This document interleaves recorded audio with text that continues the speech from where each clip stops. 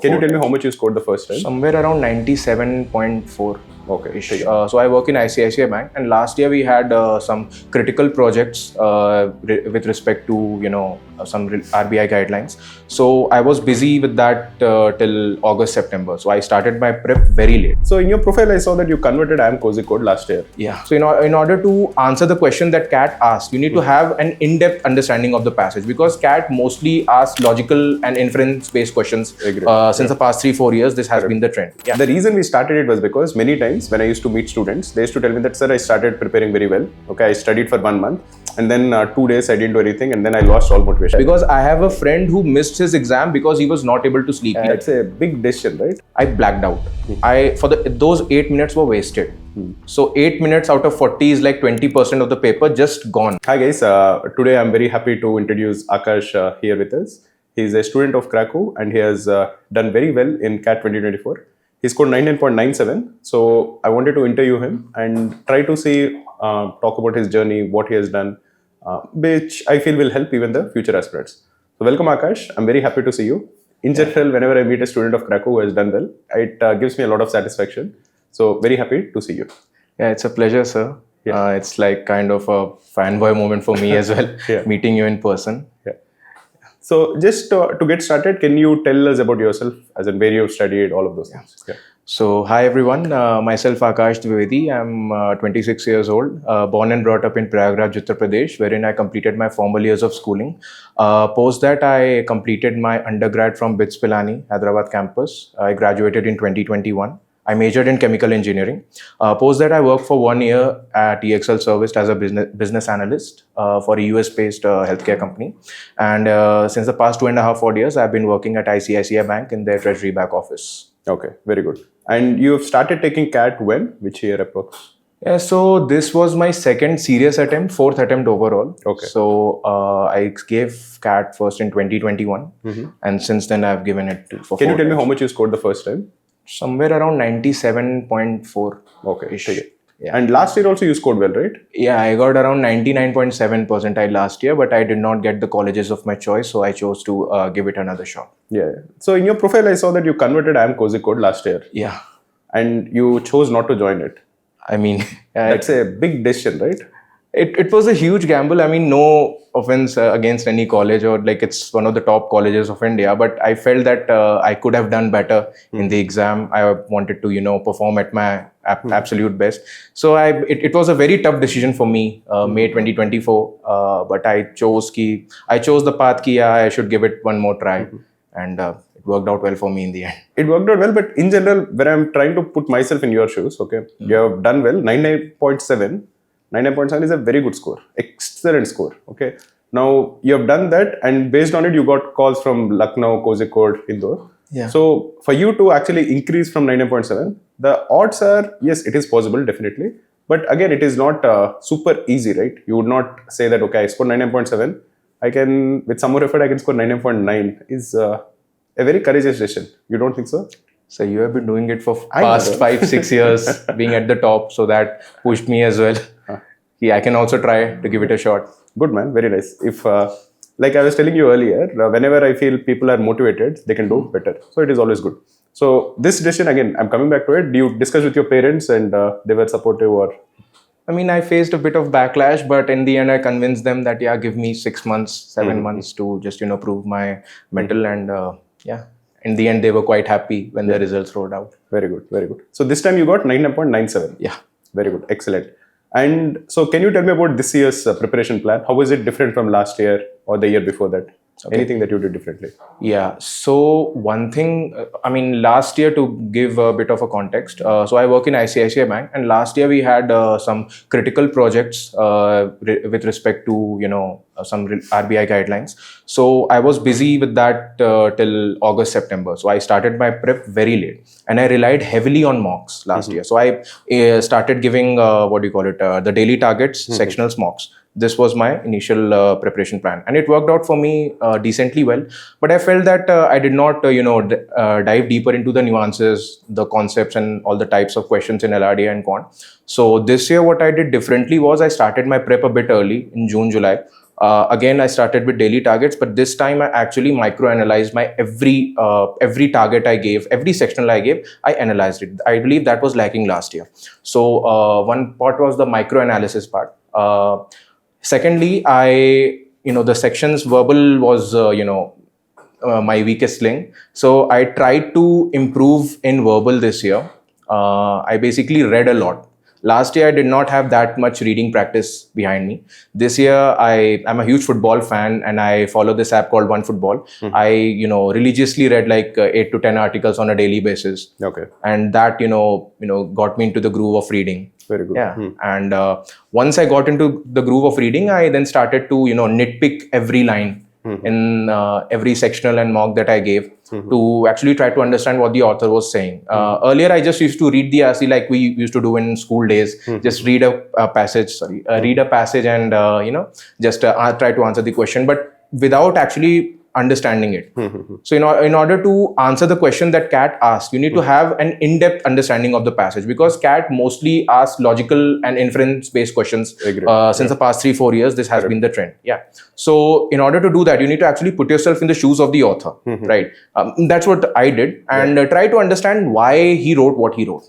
So that's one change I did. And last year, I had around 97-ish percentile in verbal, and this year I managed to cross 99. So I think that was a very big boost for my score. I actually talked to another person who scored 99.9 plus just today. He was also telling me he's better. But one thing again he told me was this year he started looking at the author's perspective. Why did the author write certain things? Okay. Yeah. Sorry. I think that is something I think Sahil also mentions that many times in our videos. Yeah. But yeah, it is pretty useful. Even I do that, but it is also good to see students doing it. Yes, sir. So, okay, that is one thing. Were you doing daily targets also regularly? You're mentioning that, right? Yeah. I mean, daily targets have been, the USP of Cracku since the past 3-4 odd years. I've been associated with Cracku since 2021. And daily targets, I believe, is what separates Cracku from all the other, competitors. Because it actually keeps you focused on a daily basis, right? If you don't do anything on in a day, and you say like, boss, okay, I'll do the 3 daily targets that are given, or for 1 or 2 days, you'll be like, at least you did something, kuch to kiya. Yeah. Right. I know. And that's like you don't have a day off with daily targets. The reason we started it was because many times when I used to meet students, they used to tell me that, sir, I started preparing very well. Okay, I studied for 1 month, and then 2 days I didn't do anything, and then I lost all motivation. I used to hear that so often. Then I felt that, okay, it should not be like that. I told them that, okay, even if you're very busy, just do 1 daily target, okay? So that you at least don't feel super guilty, or you feel that this streak hasn't ended. Then again, next day you can put in your full effort. But this is like the bare minimum that we want students to do. Plus the gamification part this year, that leaderboard, that was a good incentive to be on the leaderboard. Correct. Yeah. So that's good. So can you tell me anything that you did differently towards the last 2-3 weeks before CAT? How did you set yourself in that mood? The reason I'm asking you this question is because normally I feel that doing well in CAT or in any exam depends on 2 things. One is your potential, your understanding of the material, okay? How good you are intellectually, okay? Or with respect to that syllabus. The second thing is actually performing well on the day of the examination. Yeah. Both, in my opinion, are very important. Just because somebody is able to do it without knowing how to handle the pressure, on the day of the examination, many people actually crumble. And not just crumble, they underperform also. Somebody who can score 99.9 plus would score 99.2. I've seen that happen so often. Because they're not putting that mental aspect of actually taking that pressure, doing well in the examination, important enough. So I was just wanted to know whether you did anything different in the last 2-3 weeks so that you gave your peak performance on the day of the examination. So for this, I wanted to tell a backstory. So in CAT 21, I was in slot 2 and I started verbal. For the first 8 minutes, there was this passage on nationalism, I remember. I blacked out. Those 8 minutes were wasted. So 8 minutes out of 40 is like 20% of the paper just gone. So I felt that I was not actually ready for a CAT back then. So one thing in the last 2-3 weeks I did was I religiously gave mocks. I took leave from office for a couple of weeks and I wrote mocks in my time slot. I was in slot 2 this year as well. So from 12:30 to 2:30 every day or every alternate day, I used to give mock and then analyze. Now, I had this pre-mock ritual where for 10 minutes before the mock, I just used to sit down and close my eyes and meditate. Just take deep breaths, calm myself down. And I used to in the first 10-15 mocks, I used to plug in my earphones and play white noise on YouTube in background, so to cut off the outside noise. But in the last 3 weeks, I stopped that. I used to give mocks with external disturbance. Correct, yeah. Because I felt that, and I've experienced this firsthand. In CAT, you need to be aware enough that you need to be aware of your surroundings, right? There will be people who will be reading the passages aloud, as was the case with me this year.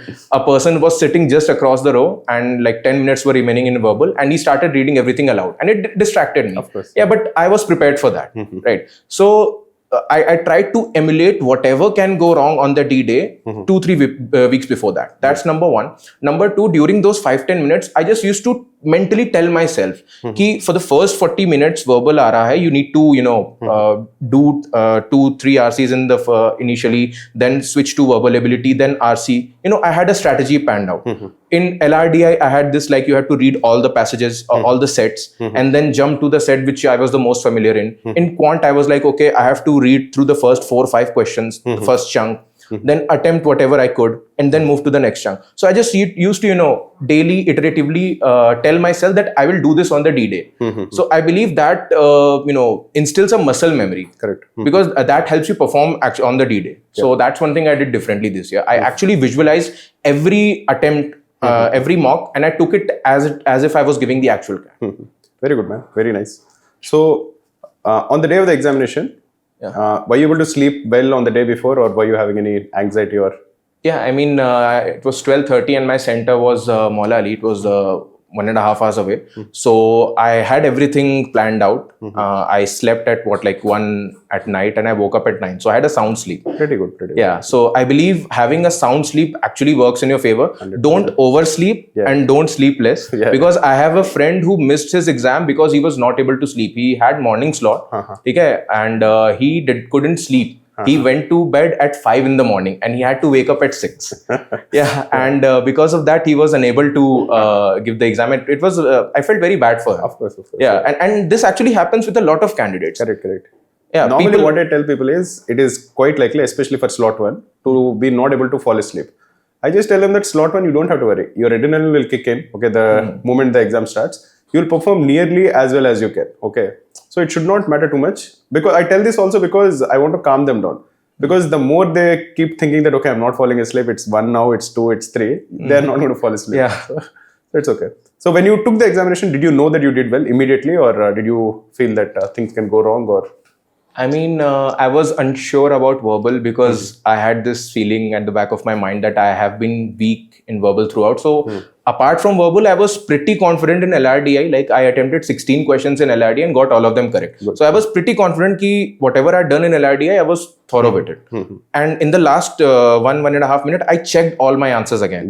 Just to be double sure that whatever I'd done, it was right. Instead of going for a few extra tukkas. Correct. Yeah. In Quant, I attempted around 19 questions and I was sure about 13-14 of them. Yeah. Few I was unsure of. I was sure that I had marked 3 or 4 questions wrong. 1 or 2 questions I was unsure. I was waiting for the response sheet. And verbal, I was quite unsure. Okay. Good. Yeah. So one last thing I wanted to ask you is, this normally I ask everybody who has done well. Okay. I want 2 things.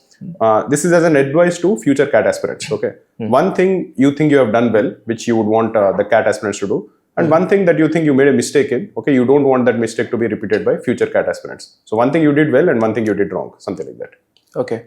So one thing I would say is a lot of people struggle in this, and I personally have struggled for the majority of my preparation, is mock analysis. Mock and sectional analysis, I would say. If you give a mock, just don't give mocks for the sake of giving it. That's one thing I did wrong in 21 and 22. I was just giving mocks, and in even 23. And I was like, yeah, I gave a mock, I scored 99.xy percentile, and I was like, I'm happy with it. But I actually it was not adding value. Correct. Right. Even in that, if you attempt a mock and you get, let's say, 99 percentile in that mock, there is still a scope for going from 99 to 99.5 or 99.9. You need to be, tedious enough to be willing to nitpick all the things that you did wrong, things that you could have done better. Let's say there is a question in Quant in which I got +3, but I have wasted 4 minutes over there.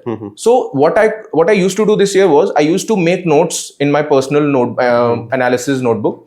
I used to write down every quant question, whatever I did, how I did it, how much time I took, and could I have done it in a lesser time, or could I have skipped on to another question? And I always used to find out that at least 2-3 questions I could have done more. Yeah.